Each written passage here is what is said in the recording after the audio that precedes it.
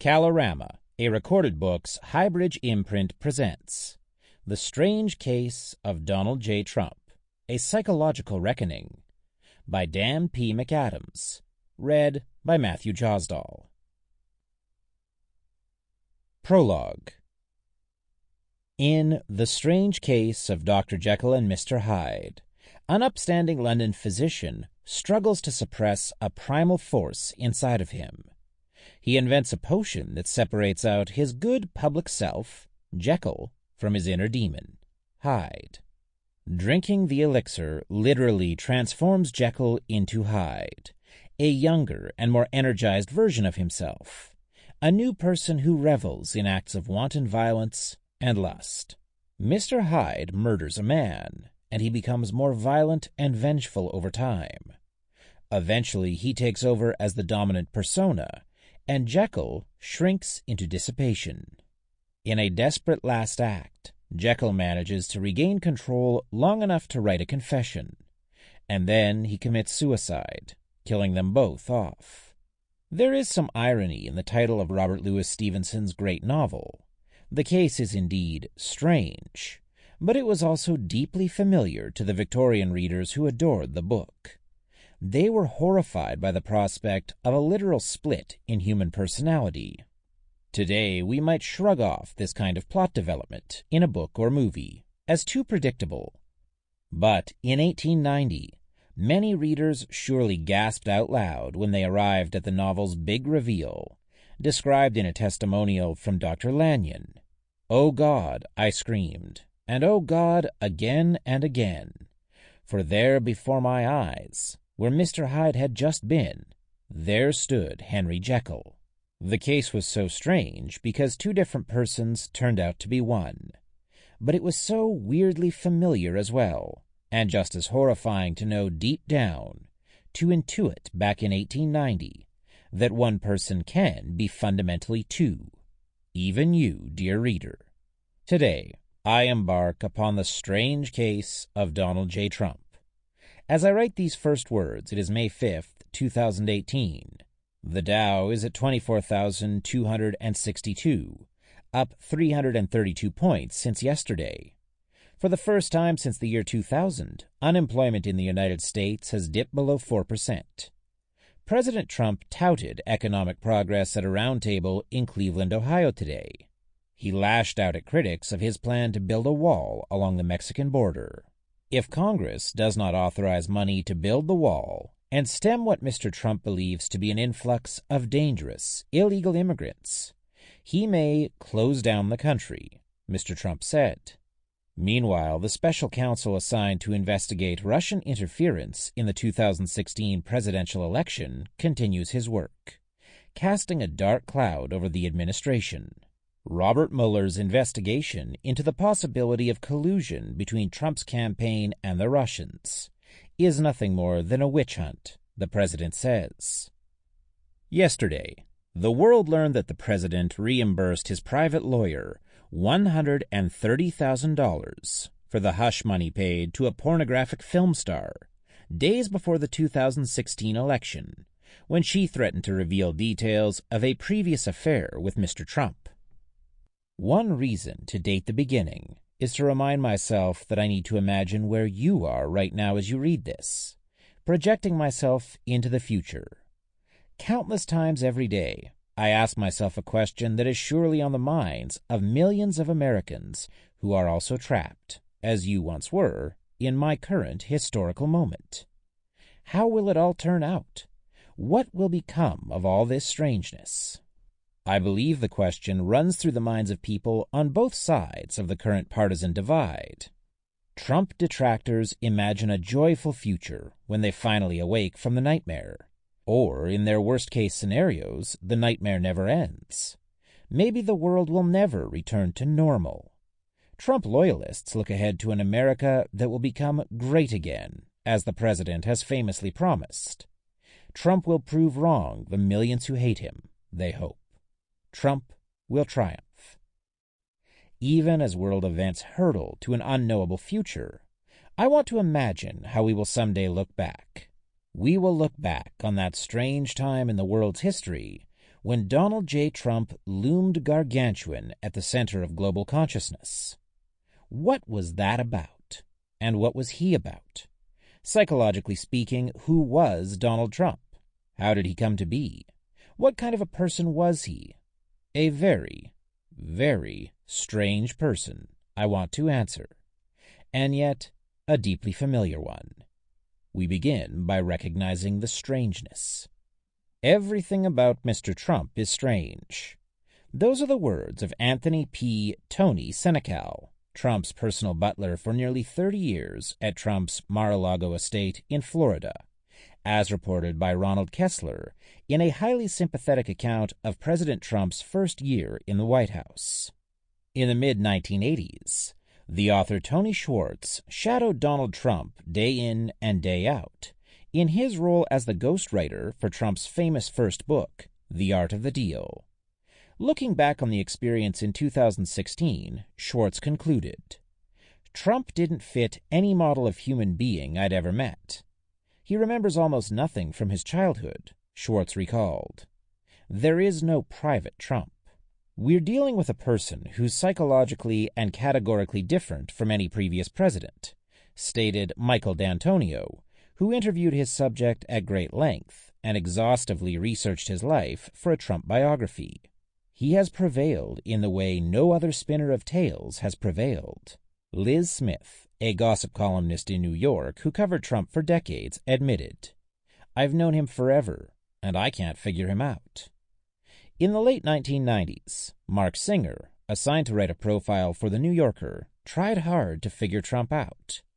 Desperate for a clue as to what goes on inside Trump's head, Singer asked Trump what he was typically thinking about when shaving in front of the mirror every morning. The question baffled Trump. He had no answer. Singer tried a different approach. "Okay, I guess I'm asking, do you consider yourself ideal company?" "You really want to know what I consider ideal company?" Trump replied. "A total piece of ass." Trump may have gotten the best of Singer in that little exchange, by interpreting Singer's question in a humorously literal way. But maybe he never understood Singer's real meaning, or saw no point in it. What is it like, Mr. Trump, to be with yourself? When you look into the psychological mirror and gaze upon the inner world of Donald Trump, what do you see? Singer was forced to conclude that Trump sees nothing when he looks inside, or else he never looks. Frustrated by his failure to reveal the real Donald Trump behind the everyday mask he wears, Singer concluded that Mr. Trump has achieved something remarkable and utterly strange in human life, an existence unmolested by the rumblings of a soul. What do human beings typically see when they look inside themselves? A soul, a story, a private world of consciousness and sense-making. Dr. Jekyll saw an inner beast. Like many 19th century intellectuals, culminating in Sigmund Freud's conception of the human psyche, Jekyll peered into a vast underground of dangerous and yet alluring characters, a private world of impulse and desire. Dr. Jekyll's great insight, like Freud's, was that the private Mr. Hyde inside him was as real as the public Jekyll. Human beings are split in two, or maybe more, Dr. Jekyll observed. But Donald Trump turns the strange case of Jekyll and Hyde on its head. Trump refuses to acknowledge the kind of duality, or multiplicity, that Dr. Jekyll and most modern men and women apprehend. A common view of human nature today is that people are walking around with many different selves. Modern life is complex. We play many different roles. I may feel that I am one kind of person when I am with my wife and daughters, another at an academic conference, and yet another online. The different personas I express, the different internal characters in my life story, may conflict with each other. They may reveal contradictory features of my human individuality, like Jekyll and Hyde. We all need to be strategic in choosing the right selves to reveal in just the right kinds of situations. Some selves feel more authentic than do others. Some may even feel fake, but we still keep those selves around because they can be useful. The different selves are all held together, more or less, by my construing them all to be part of my own life story. When I gaze into the psychological mirror, I see the different parts of me, the different characters who star in different scenes, and I see the story that I am living, or trying to live, through the different characters who are me. In this book, I will explore the power and meaning of a range of intriguing concepts in contemporary psychological science as they apply to the strange case of Donald J. Trump. These ideas include narcissism, extroversion, agreeableness, empathy, attachment patterns, authoritarian dynamics, leadership styles, cognitive schemas, the role of redemption in human lives, and even the psychology of chimpanzees. But the strangest thing of all in this strange case, the singular element of his personality around which all others revolve, is Trump's peculiar orientation to himself. There is no Jekyll, only Hyde. The strange case of Donald J. Trump turns out to be the opposite of what Robert Louis Stevenson described in Jekyll and Hyde. Like me, and probably like you, Stevenson believed that humans have inner, hidden selves. There is always more to each of us than what appears on the surface. One of the reasons that being a member of our species, Homo sapiens, turns out to be so interesting is that each of us is a mystery to ourselves. Each of us has an opportunity to embark on a journey of self-discovery. We look inside ourselves to find inner truths. But Donald Trump is not like other members of the species. When he gazes into the psychological looking glass, Mr. Trump does not see the different selves that comprise who he is. He does not see the many different characters, each of them evolving to live out the story of Donald J. Trump. He does not see a story, for there is no story to see. Michael D'Antonio may be correct in describing Mr. Trump as a successful spinner of tales. It cannot be denied that Trump projects storied images in the minds of others. The image of a successful businessman who has accumulated wealth over time, for example, or the image of a larger-than-life celebrity or a reality TV star. In campaign rallies and morning tweets, moreover, Trump can tell a very good story. For example, in promising to make America great again, he invokes a powerful narrative, shared by many of his supporters, about the perception of American decline and a promised renewal. But Donald Trump has no psychologically compelling tale to spin about himself.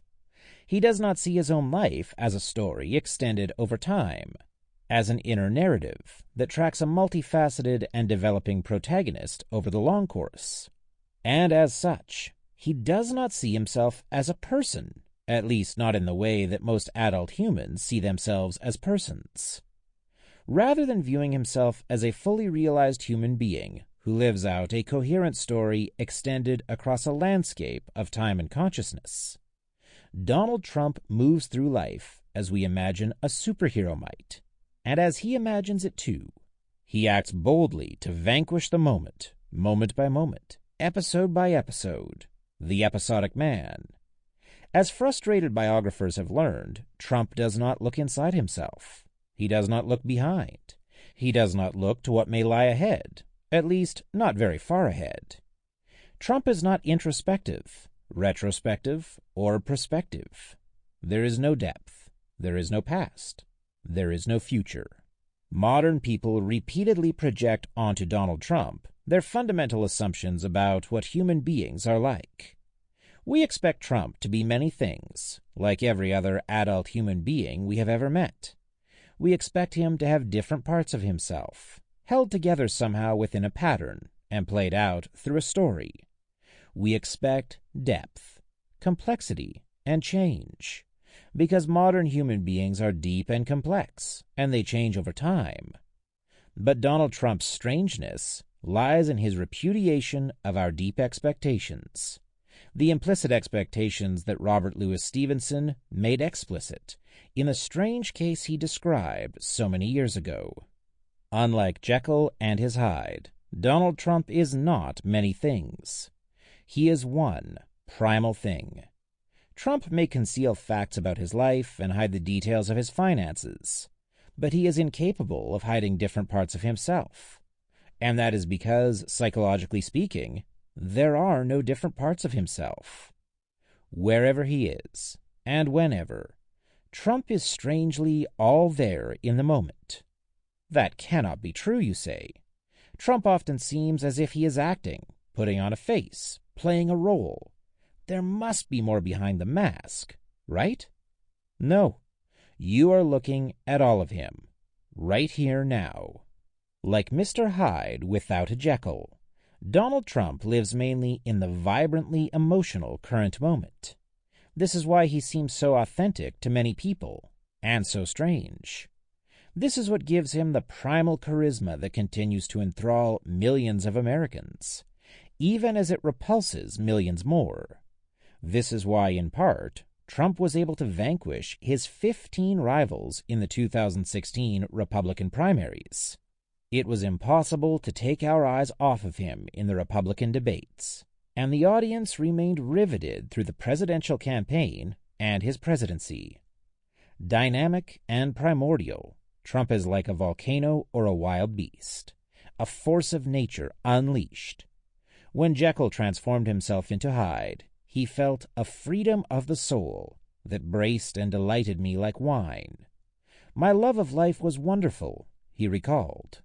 He was Trump in the moment, every moment. Before I continue with the strange case, let me tell you who I am. A professor of psychology and human development at Northwestern University, I study personality and how people change over time. Over the past 3 decades, my students and I have conducted a great deal of research on personality development in adulthood, with an emphasis on the inner narratives that people create to make sense of their lives. I am, therefore, the kind of psychologist who does research, writes books and articles, and teaches classes. I am not a clinician. I do not diagnose people with mental illness. I do not see clients or do psychotherapy. In recent articles and books, I have applied my tools of psychological interpretation to the lives of U.S. Presidents George W. Bush and Barack Obama.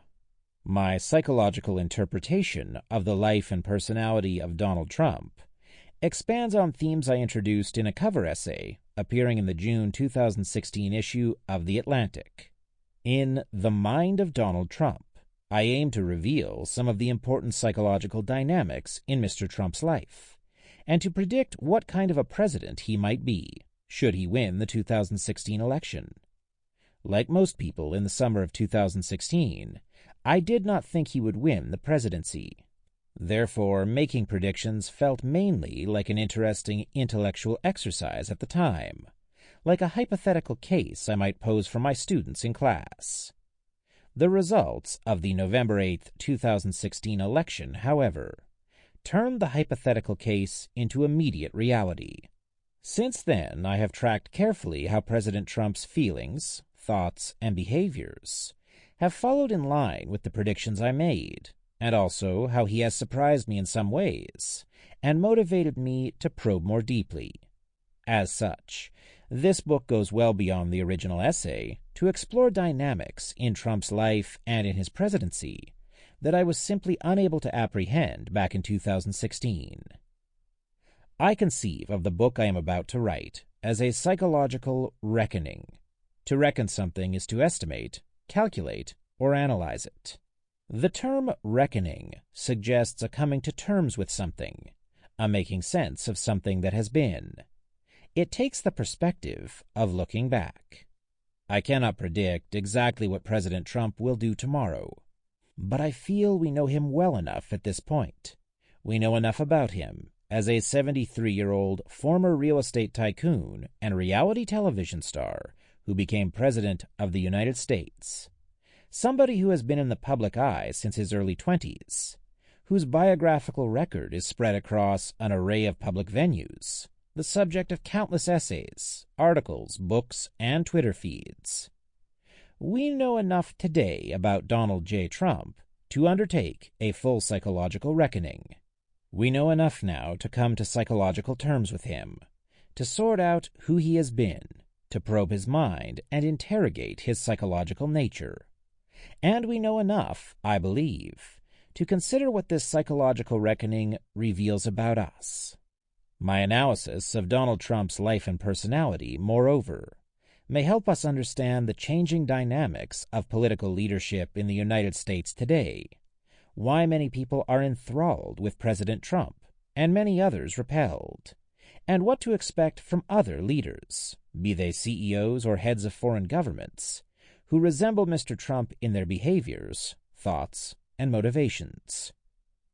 My psychological reckoning will be evidence-based, dispassionate, analytical, and to the extent that such a thing is possible, fair-minded. I am not foolish enough to believe that one can attain a purely objective stance when it comes to a figure as luminously controversial as Donald J. Trump. I have political views. I have a particular moral perspective. I see the world through a certain subjective lens, as do you. But I believe that people can, and often should, endeavor to see things and people in a complex, multifaceted, and more or less even-handed manner, even when that person to be understood is a figure who, because people either hate him or adore him, seems to defy reasoned analysis. I believe that there are facts in the world. I believe in the power of reason and science to sway human opinion. I believe that science aims to get at truths, and that truths can indeed be found, or at least approached. I believe that evidence-based scientific ideas can be profitably applied to a human life, to shed light on that life, and to reveal truth and enhance understanding. And I value truth as much as I value anything. Story.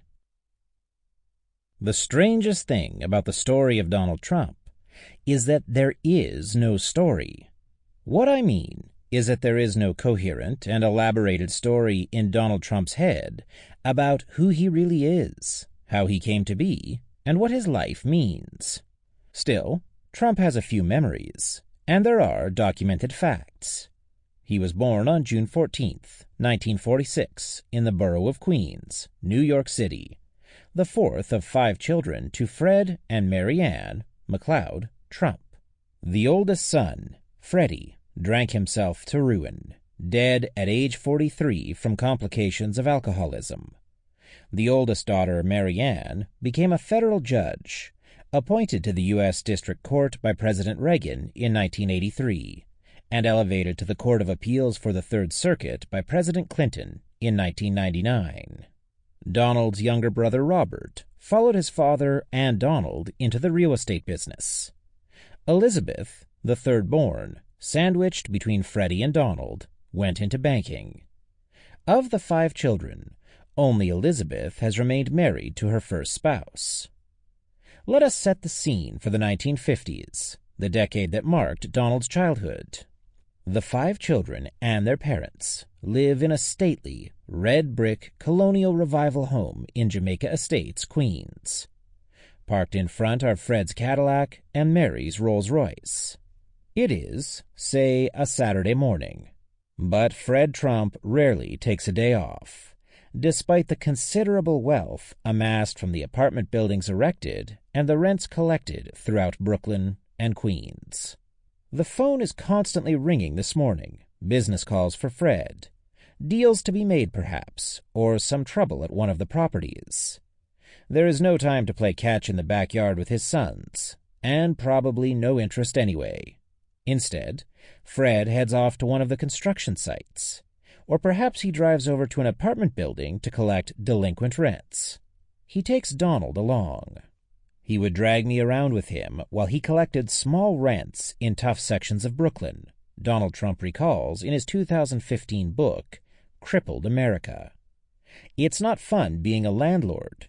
You have to be tough. On one such trip, Donald asks his father why he always stands to the side of the tenant's door after ringing the bell. Because sometimes they shoot right through the door, Fred replies. Did a disgruntled Trump tenant ever aim his gun at a rent collector? Did the tenant shoot through the door? Maybe. But if such a thing were likely to happen on that Saturday in Brooklyn, would Fred Trump have taken his children along to collect rents? Probably not. Fred Trump is one very tough guy, even ruthless in his business dealings, and he aims to instill toughness in his 3 sons. But he is protective, too, and he adores Donald, affectionately calls Donald his killer and his king. Admittedly, those are odd appellations for a little boy, but they are terms of endearment in the mind of Fred Trump, and in the mind of his favorite son, as his son remembers it today. Let us assume that the event occurred as Donald Trump remembers it. Why did Fred Trump say what he said? And why does Donald remember the scene so clearly, if indeed he does remember it, and is not making it up, 6 decades later? Or let us assume he is making it all up. Perhaps it never happened. Either way, it does not matter. The answer to all of these questions is the same.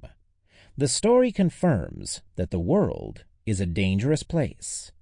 This is the great lesson from Donald Trump's childhood, and the bedrock assumption for his entire life. But how can the world be so dangerous for a young boy living in luxury? Where are the threats coming from? The family is rich. The neighborhood is safe. The schools are good.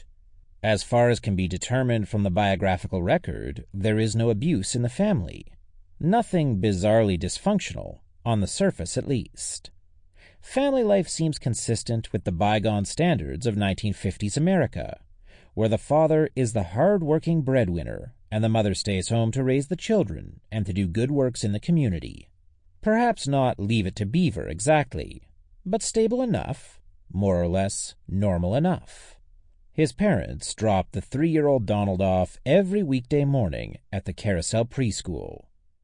Donald was a beautiful little boy, very blond and buttery, recalled the nursery school director, Shirley Green. He was a nice size for his age, very attractive, social, and outgoing, sturdy, and really quite jolly. By the time he is in the 1st grade at the Kew Forest School, little Donald is exhibiting a highly rambunctious temperament. He is more outgoing than most of the other children, and also more aggressive. Growing up in Queens, I was a pretty tough kid, Trump writes today. I wanted to be the toughest kid in the neighborhood. He punches his 2nd grade music teacher in the face, giving him a black eye. The reason? I didn't think he knew anything about music. If the world is a dangerous place for the 7-year-old Donald Trump, it is mainly because he makes it so. As teachers and principals send home more reports of bad behavior, Fred and Mary Trump begin to worry that their aggressive son may be headed down the path to delinquency. When they learn that Donald and a friend have been taking the subway into Manhattan to purchase switchblades, inspired by the Sharks and Jets of West Side Story, they decide to send their son to the New York Military Academy, NYMA, a boarding school for boys located on the Hudson River, not far from West Point. They hope that the strict regimen of a military school will help to alloy Donald's innate toughness with tough discipline. Donald enjoys 5 successful years at NYMA, from 8th grade through high school. Yes, I say enjoy, even though, actually because, it was a tough, tough place. There were ex-drill sergeants all over the place, and these people liked to scream, and above all, they liked to fight. As Trump tells it today, the instructors used to beat the shit out of you. Those guys were rough. But the teenage Trump seems to thrive in this hard-nosed, competitive, super-masculine world, ever sensitive to, and excited by, the specter of danger it affords. NYMA reinforces the strong work ethic and sense of discipline Trump initially learned from his father, and it teaches him how to deal with other aggressive men, like his intimidating baseball coach, Theodore Tobias. What I did, basically, was to convey that I respected his, Tobias's, authority, but that he didn't intimidate me. It was a delicate balance. Like so many strong guys, Tobias had a tendency to go for the jugular if he smelled weakness. On the other hand, if he sensed strength, But you didn't try to undermine. Sample complete. Ready to continue?